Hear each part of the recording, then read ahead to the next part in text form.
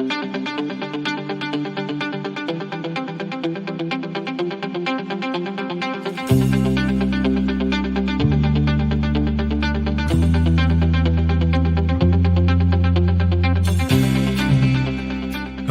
and welcome to another live episode of the Energy Detox, a petroleum-based blend of leadership conversations guaranteed to help you tap into the same resources fueling today's most successful and sustainable leaders. I'm your host, Joe Sinnott, an executive coach, chemical engineer, and 16-year energy industry veteran, and I'm here to help you boost your professional and personal output by flushing away the hidden and often toxic barriers to peak performance. And today, we're going to help examine how today's successful leaders and today's most sustainable leaders avoid having regret slow them down, if not get them stuck entirely in thoughts and in a lack of actions that are needed to help move them forward. And to drive today's conversation, we're going to turn to the 20-year anniversary, if you will, of Enron's bankruptcy. And in reading through various articles commemorating the official bankruptcy date yesterday, that again was 20 years prior, one of the articles struck me as it went through a lot of the people involved in Enron who I wouldn't say don't have regrets, but certainly emphasize the positives, emphasize all of the great things that Enron did and should get credit for, while obviously also acknowledging some of the things that were not so great. And today's episode is not going to be a review of Enron. Again, there's no shortage of articles and movies and books and everything you can go out and read about Enron. But the goal today is to look at the complexity, if you will, of Enron, as the article today states, and use that complexity as a way to help you understand that, yes, many decisions that you make are complex. And because of that, many of the results that are generated might also be complex. And by looking at past results and only dwelling on the negative outcomes and only dwelling on the ways that you could have made a different and perhaps better decision can be quite damaging and be limiting and could honestly slow you down and slow your people down and make you a less effective leader. And again, going back to this article, one of the individuals quoted said he had no regrets, at least about the stress that he was put under and all of the things that he had to do that were, again, above board and legal. And he didn't regret being a part of that organization. He didn't regret being a part of everything that Enron built and that in many ways still continues today. In many ways, they were trendsetters. They were innovative. And again, a lot of the technologies and the approaches that they took that, again, were on the up and up are still things that are impacting business today. But again, this isn't just a case of giving credit where it's due and acknowledging bad things that happened. It's definitely not a case of me just saying that, every gray cloud has a silver lining, if you will. I'm not just here to, rah-rah and pump people up and say, hey, you know what? It's okay. Just brush yourself off and don't dwell on the past. Yeah, there's some relevance to that, but that's not what I do. And that's certainly not my goal for today. My goal today is to help make sure that you are not unnecessarily slowed down by regret. Yes, I want you to be a leader who is thoughtful and conscious and aware and can look back on the past and past decisions and past results and make better, more informed decisions now. But what I don't want you to be is a leader who gets stuck, because that is the number one thing that I do as a coach, is I help people get unstuck or at least avoid elements and avoid barriers that could slow them down and leave themselves, or at least leave their stakeholders, whether they're employees, whether they're investors, whether they're customers, stuck. So today, let's help you get unstuck by using some of the lessons from the Enron bankruptcy from 20 years ago, and use some of the lessons that I've seen in my own career and in my own role now as a coach to, again, help you, as we do every morning, ask questions to avoid you leaning too heavily on regret. And again, throwing in a couple other elements and headlines that we might weave into today's conversation, we also need to look at some recent headlines regarding pricing. In particular, companies who are, you could argue, losing, at least in the weird world of accounting, losing money because of hedges that were locked in months ago, if not a year ago, when prices, particularly the natural gas prices, were far lower. And again, these aren't losses in the traditional sense. It's more lost opportunities. But clearly, there's a lot of pressure on leaders of companies, both CEOs and certainly those in the commercial world, who locked in prices when they were low and now are seeing higher prices that they're not able to fully capitalize on. It's very easy for some of those leaders to dwell on and to go into a spiral of regret and then in turn impact future decisions. And again, some of the best leaders now, some of the most sustainable leaders are going to be adept at basically brushing things off and saying that, look, we made a decision, we made an informed decision. The results may not have been what, you would have liked, but again, that doesn't mean it was a bad decision. And this is a topic that we talk about often on the Energy Detox, and it's certainly one that I engage with many people on a one-on-one basis. But it is a topic that bears repeating, that the results don't always speak to the quality of the decision. So that's another outcome today, not just focusing on avoiding regret and regret-driven decisions, if you will, but also remembering that sometimes a good decision can lead to bad results. So with all of that, let's jump into the first question today so that I don't regret rambling on for too long and eliminating any hopes that you are still listening here 5 or 6 minutes in. And that first question today is, in what ways are you unwittingly building a strategy upon a foundation of regret? In what ways are you going into future decisions, and certainly from a much bigger standpoint, in what ways are you building an entire strategy for yourself, for your company, and even in your personal life, for your family, that is based on fear? That is based on this idea that, look, in the past, you've made some decisions that weren't 100%, or people around you have made some decisions that weren't 100%. And that is one of the primary drivers in how you construct your strategy and how you're leading your life. Because again, going back to the quote that headlines today's episode, regret is a horrible way to build a foundation, right? You can't build upon it. The author of the quote here that said regret is an appalling waste of energy. Well, she goes on to say that regret is also something that you can't build upon. It is about as shaky of a foundation as you can get, right? The converse to that we'll talk about here in a couple minutes is, of course, focusing on the long term. What is your ultimate goal? And then working backwards, not starting from a place of, I don't want to make a bad decision.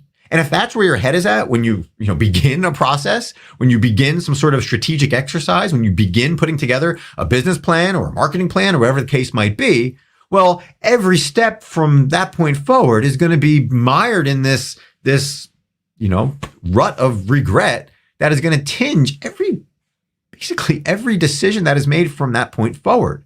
So the first question that you should be asking on a regular basis, and certainly today, is, are you unwittingly building a strategy? Or, again, let's bring it back to just today. Are you unwittingly setting out your agenda and your mindset for today that's based on regret? That's based on a desire to not make the wrong decisions, to not take the wrong path to work this morning and get stuck in traffic, to not take the wrong approach to a coffee that you're having with a potential customer, to not take the wrong approach to a meeting that you're having with an employee who is having some issues, to take the wrong approach. Are you afraid of regretting your performance in a potential job interview? Whatever the case might be, it is so common and it's so natural for people to get into this mindset without, realizing all of the damage that can be caused. And again, let's go back to the headline, the banner, if you will, that's driving today's conversation. And that is, of course, this idea that Enron didn't build a business based on regrets. And again, maybe that was to their detriment, because again, obviously those who regret being in prison for, I think, a dozen years, like Mr. Skilling there, and those who obviously suffered a worse fate, Mr. Lay there, clearly, I think there's some regrets there. But the reality is, Enron, in many ways, was built on vision, based on some bigger purpose, based on innovation, based on some new way of doing things, which has benefits. And they were able to move forward and help other people move forward and move technology forward because of that vision. And again, we can't ignore the downside of things, but we need to acknowledge that a business built on long-term focus and positivity and a desire to function properly and grow and develop new technologies, it's probably going to do all right, so long as it's being done in a legal and non-fraudulent manner. Which all brings us to the second question. Because it's easy to look at a headline like Enron and say, well, from that, you might become overly protective. And obviously from that, you might have new rules and regulations in place that are meant to protect investors. And again, that's a good thing. It might be have added some complexity and countless billions of dollars in extra layers of accounting rules and effort and all of that. But setting those protection instruments aside, let's talk about you and your protective mindset. In particular, what insecurities are fueling your tendency to dwell on past decisions? And again, this is related, of course, to the first question where, you might be unwittingly building a foundation of regret that you're then building upon. But let's bring it back to you as an individual. What are the insecurities that could be revealed in your tendency to think about bad decisions that you've made? And again, this can filter into all different areas of your life. It doesn't just have to relate to big, billion-dollar business decisions. It could be as simple as, the activities that you decide to engage in on a daily basis. Whether or not you decide to go for a walk or maybe take a nap or read a book if you happen to have some free time. Or maybe it's related to, again, what you choose to eat. This is a silly analogy that I often use in my talks or certainly in my conversations with individuals, but it could hold you up, right? I mean, how much time are you wasting hemming and hawing on, where to go out to eat or what to eat for lunch or you're halfway through and you regret that you went with the salad instead of the burger? I mean, it seems so silly. But if you have in this mind this tendency that, you're always making wrong decisions, you're always choosing the wrong thing on the menu, you're always helping other people choose the wrong thing, people are asking you for opinions and it always turns out to be wrong. If that's the mindset that you constantly get into, there's going to be some insecurities there. And in many cases, even the most confident leaders, at least outwardly, are often wrestling with these insecurities. And it's when those insecurities bubble out and when they infect the interactions that they have with individuals, or when it infects the decisions that they make regarding corporate strategy, you're asking for trouble. So again, ask yourself, what insecurities are fueling your tendency to dwell on the past, whether you realize it or not? And the final question today is, how can you help others reduce regret and make stronger, faster, and more confident decisions? So it's one thing to talk about your own insecurities, and it's one thing to talk about your own tendency to maybe be overprotective and overly fearful of the downside of your decisions instead of focusing, of course, on the upside and your ultimate goals. But the bigger question for you as a leader, of course, is how are you impacting other people's ability to make clear, conscious, effective, and timely decisions?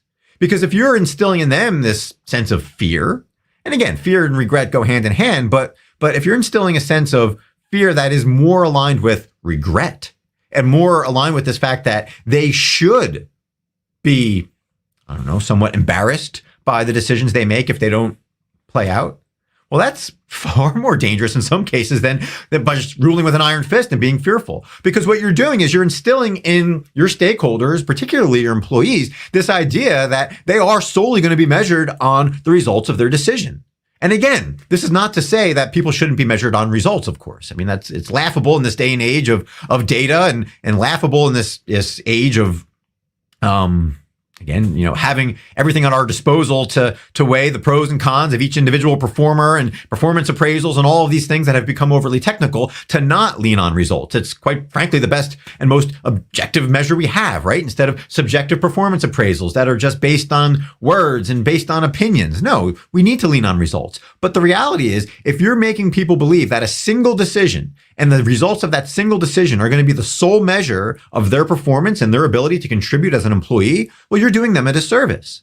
Now, if you have an employee, of course, who gets to make dozens or hundreds of decisions throughout the course of his or her career or throughout the course of a project, and the majority of those decisions turn out to be disastrous and lead to poor results, well, that's a different story.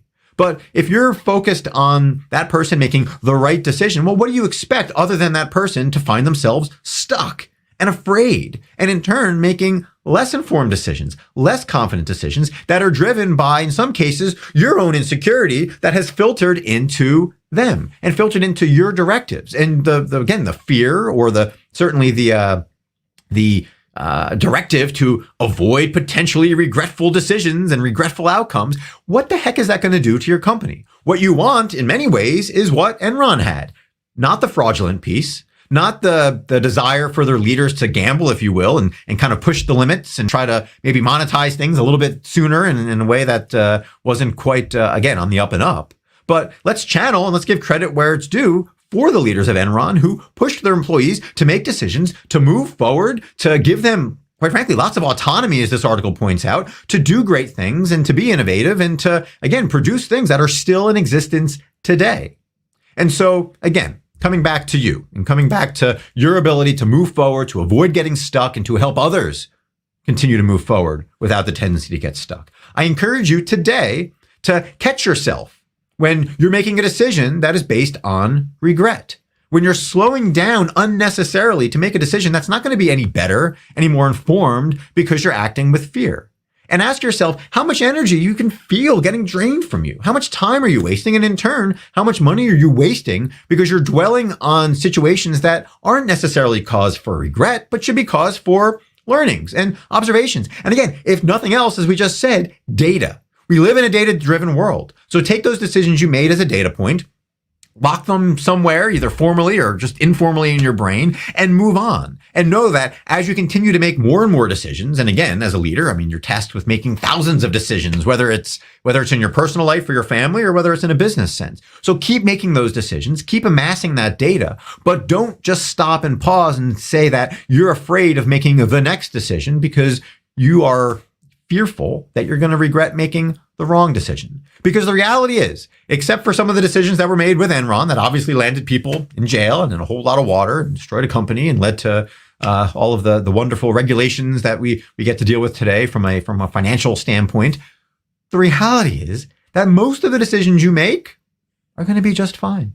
And there is going to be a silver lining. And even though, again, I'm not here to pump you up and be overly positive and artificially optimistic, the reality is that very few, quote, bad decisions don't have some upside, don't give you and your stakeholders the option to move forward. Even multi-billion-dollar decisions regarding poor hedges, which a lot of people jumped on, right? A lot of people jumped on natural gas companies who made decisions based on hedges when gas prices were much lower than they are today. And they jumped on the fact that, yes, they're, quote, missing out on the opportunity to take advantage of higher prices. They've missed out on billions and billions of dollars of potential revenue. But the reality is those decisions had a silver lining. It did give them some certainty. It allowed them to have some stability and some vision over, the prior 12 months or so that obviously had no shortage of volatility and uncertainty. And again, it's going to be impossible to say whether or not those, that stability and that certainty actually translates into billions of dollars of value. But when you look at the upside of those decisions that maybe didn't pan out again because prices,